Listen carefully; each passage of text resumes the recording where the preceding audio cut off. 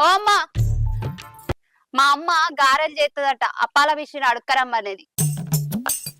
ఎవరి బిడ్డ నువ్వు?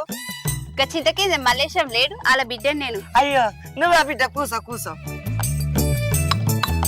ఏడ చదువుతాను నువ్వు బిడ్డ? హైదరాబాద్ లో చదువుతున్నా. ఏమైంది, కళ్ళు కనబడతలే? మొన్న కన్ను ఆపరేషన్ అయింది బిడ్డ. అయ్యో, ఎంత చదువు